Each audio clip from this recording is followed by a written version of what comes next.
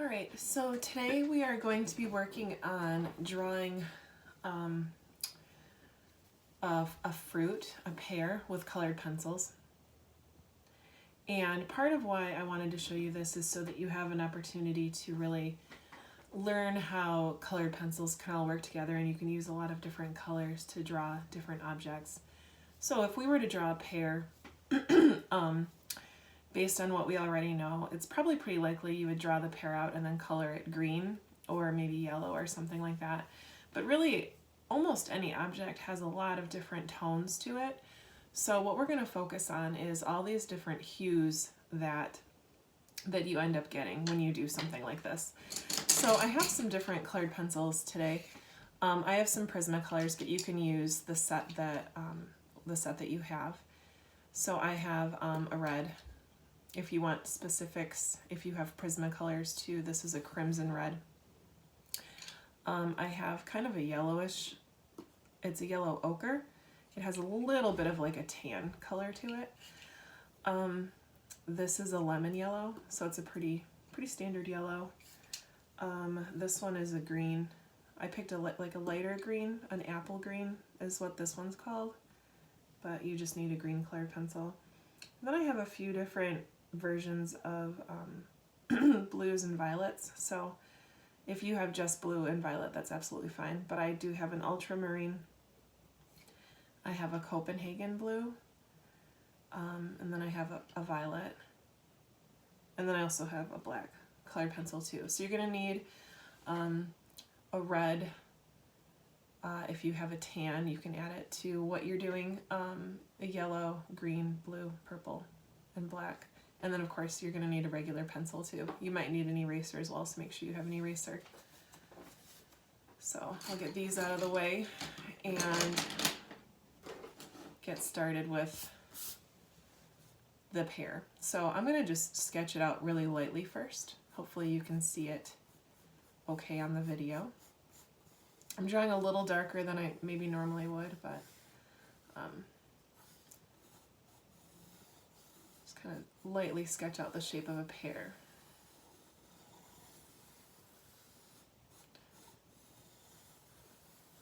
And you can see I'm drawing over my lines many times. It's usually never correct the first time, and that's absolutely fine. Draw a little stem up on top here. And I'll probably also include a leaf coming down as well. So just kind of draw like the main vein of the leaf, the middle part, and then you can have some curved lines coming down, wrapping back up. There's some overlapping with the front of the pear and then the leaf. I actually am also going to trim down the top of the pear a little bit. I feel like it looks a little too wide at the top. So there we go. And anyone that watches the recorded version of this, feel free to pause the video too as you go. All right, so what I'm actually going to start with is my red. So I'm going to color the left side of the pear with my red pencil.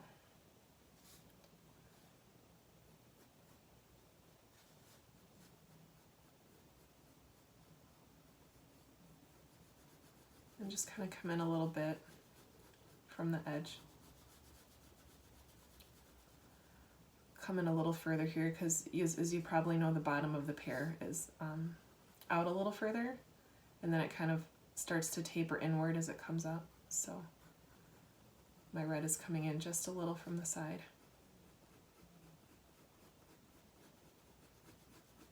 And I'm just kind of going over it lightly and just building up the color as I go. So you don't have to press down too hard for this. You can always keep coming and going back over it again as you go.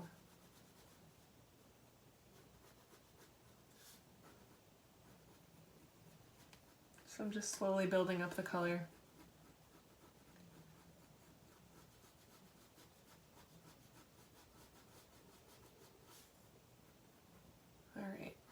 next up, I'm going to take the violet and go in and actually start kind of adding some shadows on this side, or at least where I'm going to have more of a shadowy area on the pear. So it's almost kind of like the light source is coming from above and hitting the front of the pear, and then this is going to be a little bit darker on this side. So I know a lot of times we end up drawing shadows with the pencil, like a black shadow, but really, like, if you look at shadows, especially on fruit, I think one of my favorite examples is snow. Like, when you look at snow, the shadows aren't black or gray, they're actually blue and violet. So that's, I think, one of the most important things to keep in mind with colored pencil techniques is that, or anything really, even paint, usually your shadows are actually going to be coming from your blues and your violets, and not really black. All right, I'm going to take my yellow ochre, which is kind of the tan colored yellow, and just start to do a little bit of work down here.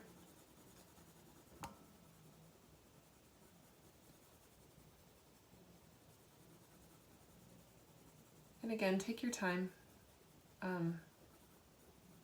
You can always catch up later to watch the video to see. Just add a little bit of yellow down there, and then I'm going to take my green. It's kind of a lighter, I said it was called apple green, but any green should be fine, but it's going to look a little bit more like a pear if you use this lighter green color.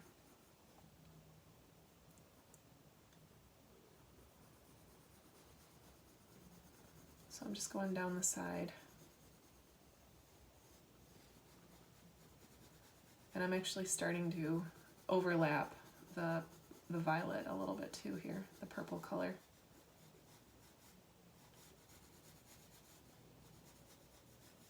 Using a little more pressure with the green just to make sure it really shows through.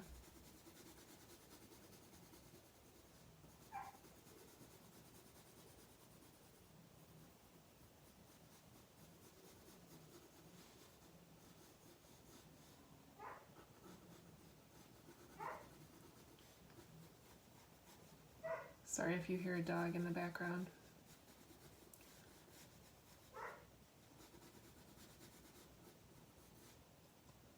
All right, and then I think I'm going to go back in again with the violet.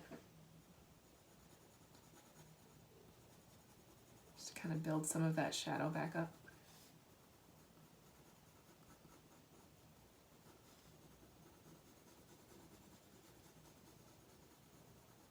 Colored pencil takes a lot of patience and a lot of overlapping and layering of colors. It's obviously, this is advanced and certainly beyond what you probably would have been doing in elementary. I think we tend to learn to color things in kind of solidly, but really there's so many different colors on different objects. So it's nice to pay attention and kind of look around your house and see how, especially on fruit, like how the different colors really show up, especially in shadows. So I'm back to my yellow ochre now, and I'm really gonna start filling in some more spaces with this yellow, kind of coloring it in up at the top here.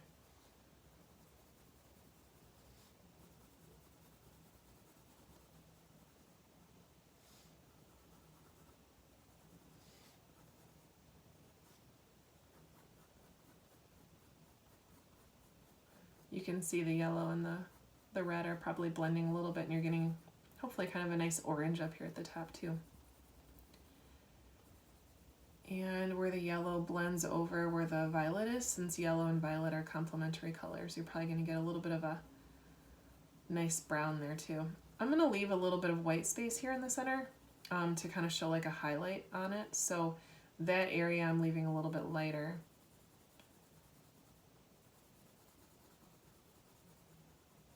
So it looks almost like there's a highlight where the light's hitting it right here. So it's almost like the light's coming down in this direction. And I'll probably leave another highlight right here too.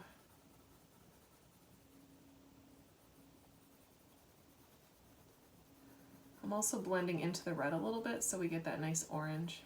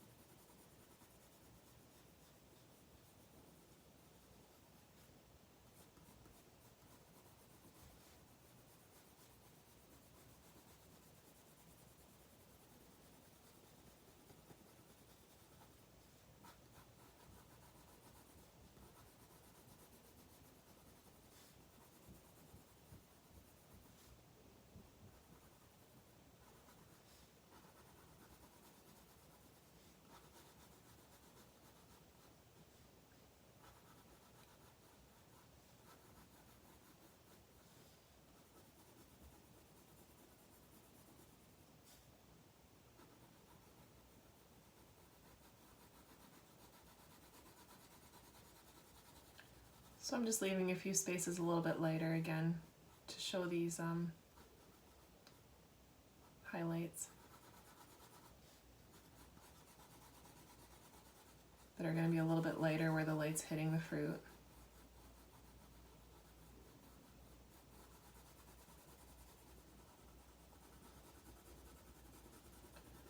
And again, lots of layering and blending with colored pencils. It's probably kind of surprising how much it really takes to do this, especially if you're used to just coloring things in solidly with like one or two colors.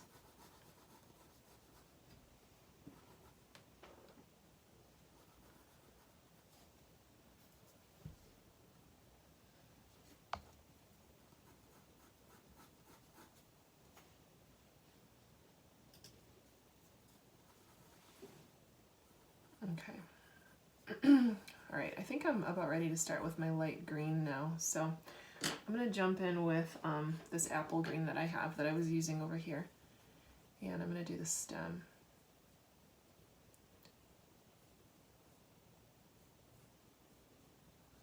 And again, since the light's hitting it from this way and kind of above, it might be a little darker on the back side of the stem. And then the leaf too, I'll start kind of coloring in the leaf here. And even though it looks like I'm doing it with just a solid green, there will be more steps. So we are not coloring the leaf just a solid green.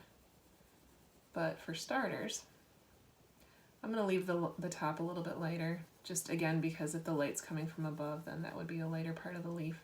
Whereas it would be a little darker. I'm pressing down a little harder for a deeper green on the underside of the leaf where it's closer to the pear.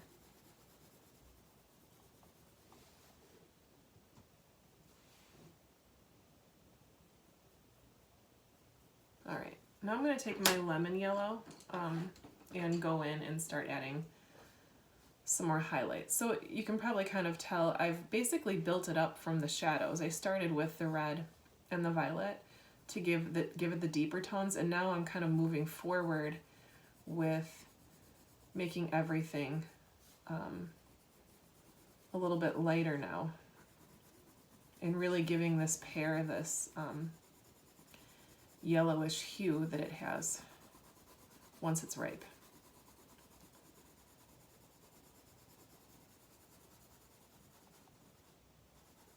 I'm really lightly pressing down with light pressure over the areas where I want to maintain the highlight.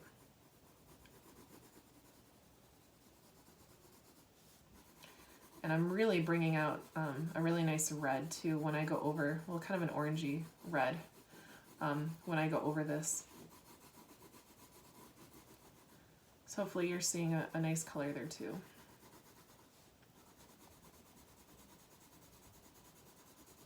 I'm using a little more pressure with the yellow just because it's lighter color, so it needs a little more pressure to kind of go over some of those darker areas and actually be able to see it.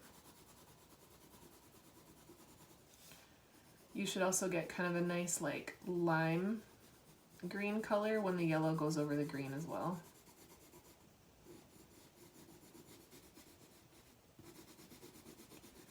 And I'm even going over the violet also.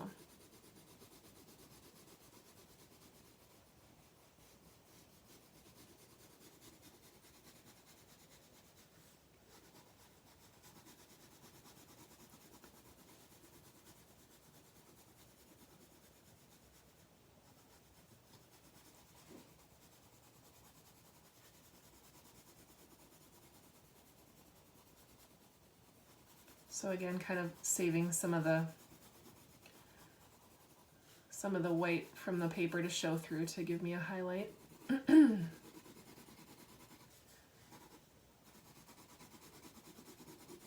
This is probably going to be one of your longer steps as far as really getting your yellow to go over everything nicely and do a lot of layers.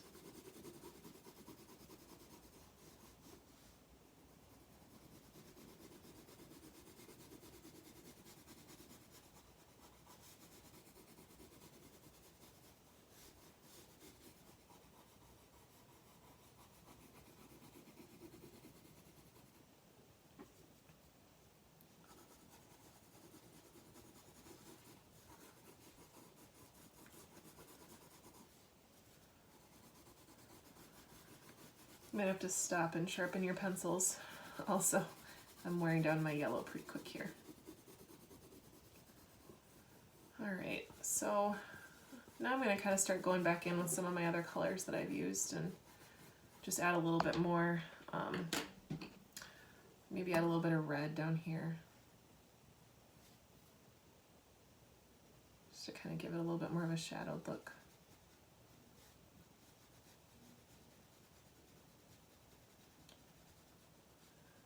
Maybe show like some varied ripe spots. As it ripens, it gets a little darker, so the red kind of adds another layer of appearing ripe. I'm pressing down really, really lightly because this red is really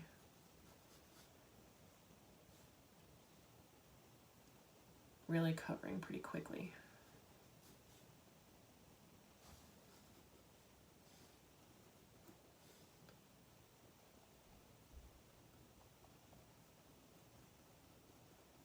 Hopefully with enough layering, the red will also create kind of an orangey look too, like a peachy color. Going to define it a little more on the left side. And even do some little flecks. Pears kind of have sometimes they have little freckles, I guess I'd call them too, that you might see.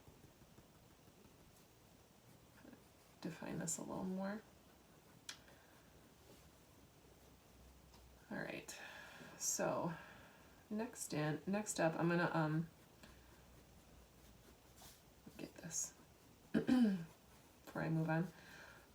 Next up, I'm gonna start with the Prussian. Oh, I don't have Prussian blue, but I have a Copenhagen blue. But any blue is gonna be fine. We're gonna do a little bit more of the shading. So, like the stem up here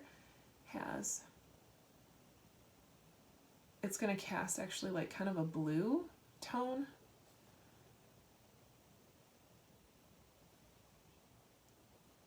So I'm just kind of making like a shadow up here.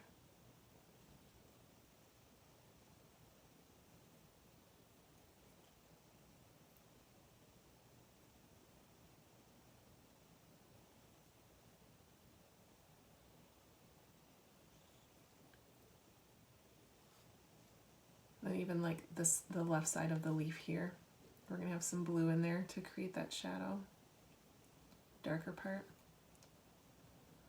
I'll use the blue to come down and also kind of follow a little bit down the vein to darken that. I'm really gonna come in here and layer in the blue. here too, because the pear would be casting a shadow onto the leaf.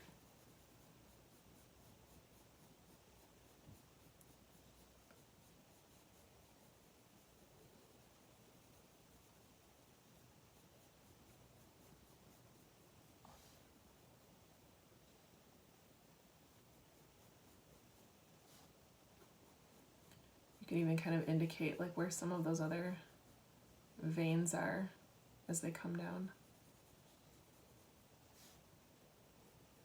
So keeping with the blue, I'm going to add a little bit to the top too.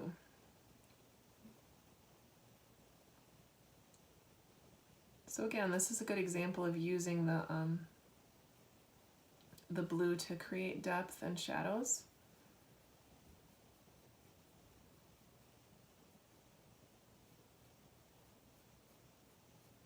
Instead of using shading like a black for shading. So now I'm just kind of filling in some areas where maybe like the veins would be coming down from the main part.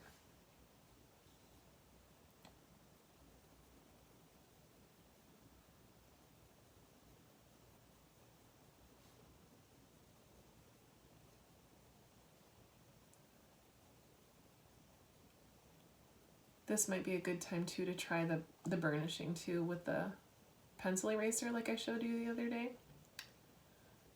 by smudging it with your eraser a little bit to blend it in. I think I'll also go back in and darken the, I feel like this just needs to be darker in general. Darkening in the leaf a little bit, get some of that green still showing through. A little bolder.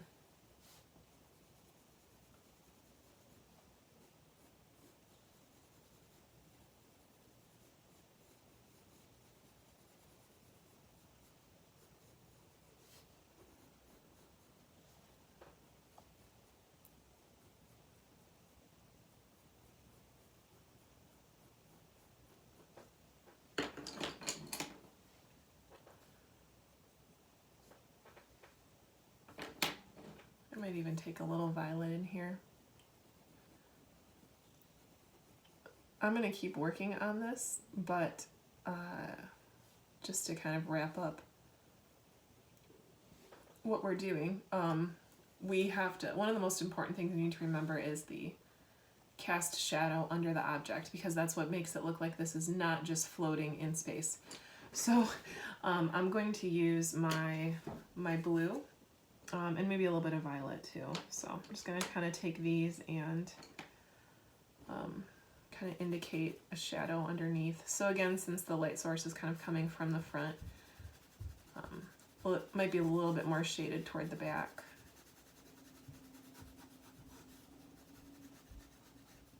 And then a little darker right under the object too.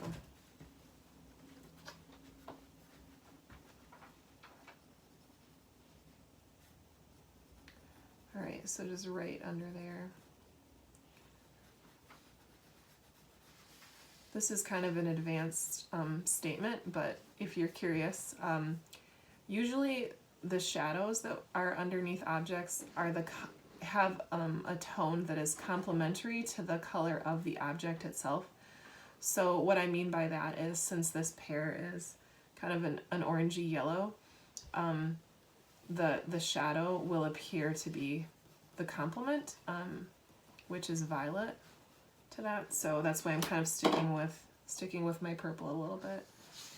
But just for fun, I'll add a little bit of dimension with some blue. And maybe even like a touch of red, since there's green here and the complement of green is red. Just put a little bit of red in there. Just a little. That's actually because of an optical illusion that your eyes play on you. It's kind of like that when you look at something for a while and then you look away and you see like the reverse image of it. That's kind of the same concept as what color the shadows are underneath the objects, but it's okay to not know that yet. That's an advanced concept. So anyway, feel free to go in and keep, making some adjustments to your picture. But I think this is the basics, and I hope you enjoyed it. and had a little bit of fun. Got a chance to experiment. Remember, it doesn't need to be perfect. This is just practice. And I hope that you have fun with this one.